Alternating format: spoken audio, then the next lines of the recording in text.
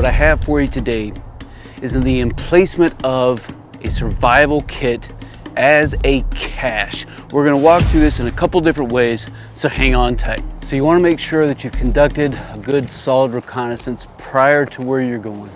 You may not be able to avoid all man-made traffic that's going in and out of the area, but if you can, that's what you want to try to do for obvious security measures.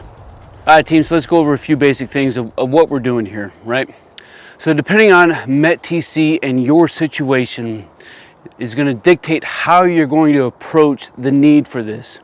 But in this scenario, I know that I want to emplace a cache for later use. Again, maybe that situation is a bug out situation. Maybe you get isolated and you need to self-recover and self-sustain and be self-reliant, right? So again, that METTC, those operational variables, that is your mission, your enemy, your terrain, your troops, your time, and your civil considerations.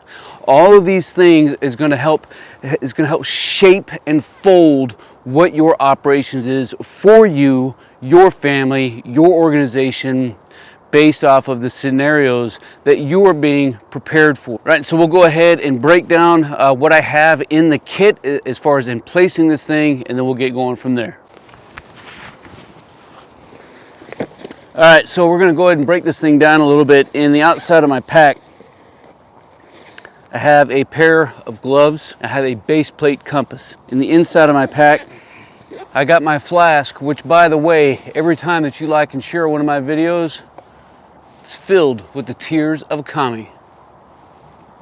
Appreciate that, fellas. I have my actual cache itself. This is in a Pelican case in 1150. You could use anything that you need to based off of what you have that you're trying to set up in that cache. I also have an e-tool,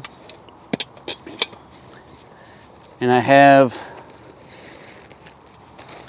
a trash bag. Right, and so with these basic items, we're going to be able to step off and be able to get this thing secured in a location that I can work back to should the need arise. Before we get moving out, I want to let you know how I selected this particular location. It is between where I work and where I live, my residence, and I'm gonna secure this thing and the contents that I have in it in the event that I need to move out dismounted on foot in order to be able to effect survival.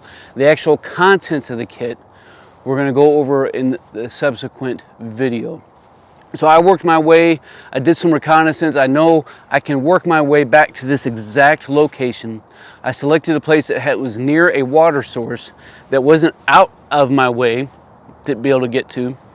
And then I know that I can work myself back. What I'm at basically right now is called an attack point.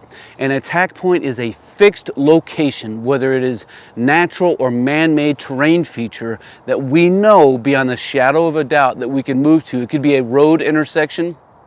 It could be a cross point of a railroad line and a road. It could be some overhead power transmission lines. It could be a building. Whatever it is that you have in your area to be able to affect this is going to help decrease the amount of distance that you're going to have to move. Now, I know I can work my way back to this exact location by finding my lake, which is off of a road, and then working my way up.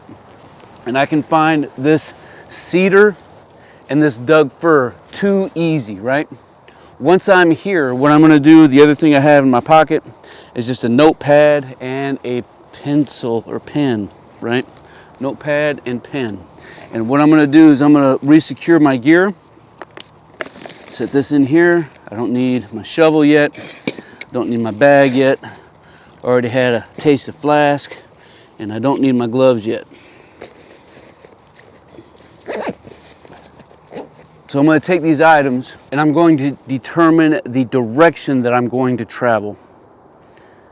Once I have it set, I'm going to put red in the shed. And I'm going to be traveling right at about 82 degrees. Again, from these trees.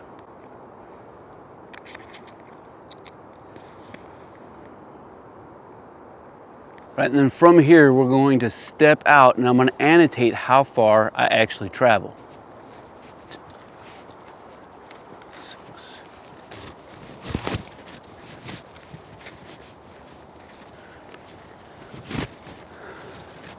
So I'm actually only have come out 22 paces, and I'm actually kind of digging where we're at.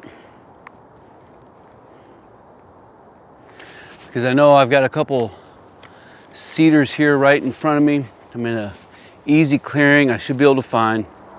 So we're going to set our gear down and we're going to go ahead and get this thing secured. You want to be cautious of not just moving in a straight line off of a road, but kind of doglegging yourself in, right? If that makes sense.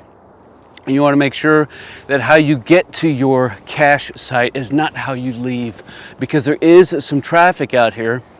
And if anybody happened to have seen me walk in, I don't want them to know exactly what I'm doing. So we're going to go ahead and drop our gear and get this thing ready to go. So I think I'm going to set up right over here to my left. Now, depending on the type of terrain that we're going to be working in is going to help dictate how I'm going to dig and emplace my cache, right? So if I was maybe working in a patch that had some heavy moss or grass, I'm going to want to dig that up and lay it over so that I can put it directly back. But in this case, I have nothing like that at all. So it gives me a little bit more of an advantage in some ways. So go ahead and break out our E-tool.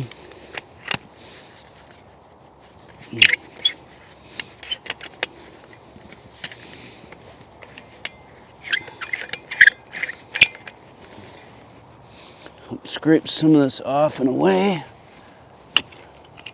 This is super nice and super loose. Now once I have as much of it scraped away, I'm going to begin by removing some of the surface layer and just setting it off to the side so that I can reuse that after I emplace my cache. I'm going to use my E-tool and I'm going to dig up and put into my trash bag all of the loose dirt, rocks, and roots that I bring up out of the hole. And I'm only going to dig down as far as I need to. Because I'm using a waterproof Pelican case that is proven in the industry, I'm just going to set this down as low as I need to. And then when I'm done, I'm going to go ahead and cover it up and then pay particular attention to try to leave the area looking as natural as I found it.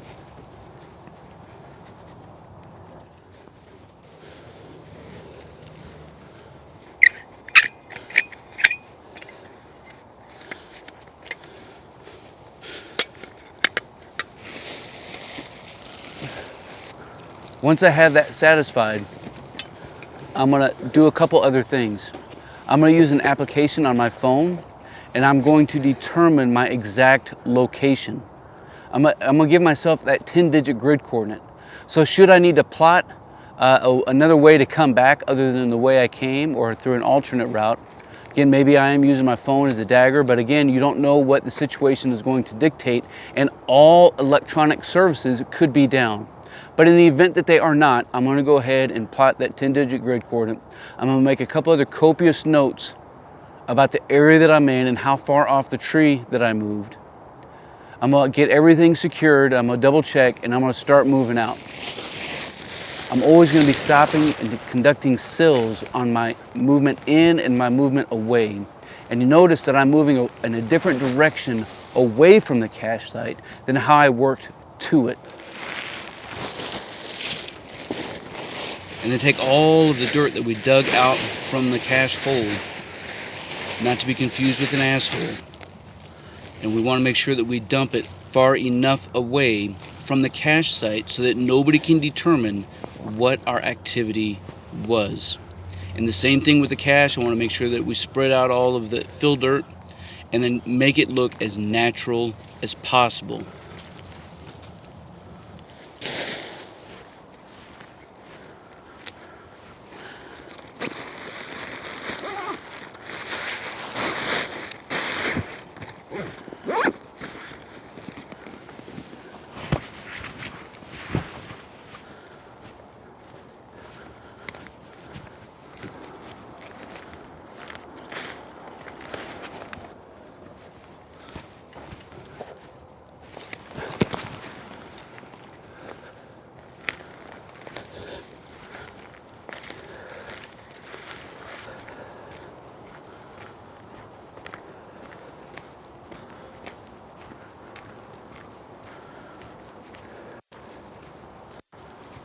Team, I hope you enjoyed the content of this one. If you did, make sure you leave some comments, like it, and consider sharing it out to your friends and battle buddies who are out there that might be able to add this into their kit bag so that we can master our craft and develop our tactical virtue. Right, so make sure you stay tuned to the next video in this short series, and we're going to break down and actually use and demonstrate what is in this cache.